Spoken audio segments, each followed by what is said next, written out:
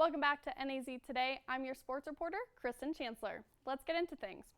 Starting off with high school, Friday on the east side of town, the Coconino Panthers football team faced off against the Prescott Badgers in a 4A conference matchup. The Coconino Panthers took an early lead against the Badgers in the first quarter, 14-7, but the Badgers came back tying the game 14-14 before the half. The start of the second half and into the fourth had Coconino winning the game.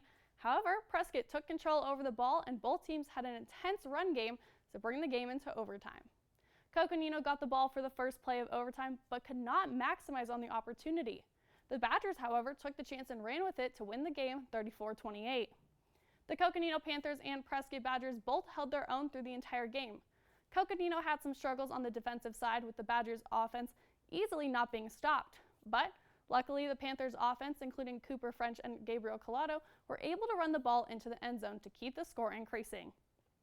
The Coconino Panthers will look to get back onto a winning streak this upcoming Friday at home against the Mangus Marauders. On to college athletics. Northern Arizona University's cross-country team competed in the Florida State University Invitational Prenational meet this past weekend, with the men's team dominating the race and taking home the championship. The men's team had a star-studded show as they had runners place in 4th, 6th, and 9th, leading the Lumberjacks to have 3 runners in the top 10, while the rest of the runners trickled in later throughout the race. While the Lumberjacks did not have an athlete in first, that didn't stop the Lumberjacks from rounding out and finishing with 64 points to top it all off.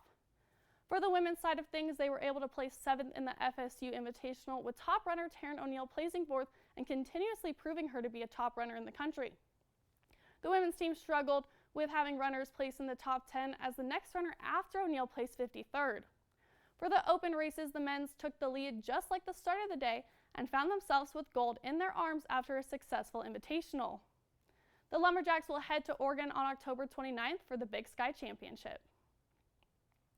Continuing on with NAU sports, the NAU football team came and left with the trophy this past Saturday against their rival Southern Utah with a huge win, 59-35. The Lumberjacks were able to get off to a great start, scoring 17 points in the first quarter and in total 31 overall in the first half compared to the Thunderbirds' 14. It looked easy for NAU in the first half, but started to dwindle as the Thunderbirds started to increase their own score and push the Lumberjacks defense harder than before. The defense started to see players get hit hard, including 3 players leaving with the game concern of injury.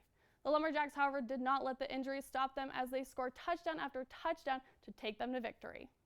The Lumberjacks and Thunderbirds have had this long-standing rivalry since the trophy got introduced in 2012. However, the Thunderbirds will be moving from the Big Sky to the WAC Conference, so the two teams will not face off for another 7 years. NAU will take on Sacramento State this Saturday, October 23rd, in California to continue their winning streak. That's all we have for sports.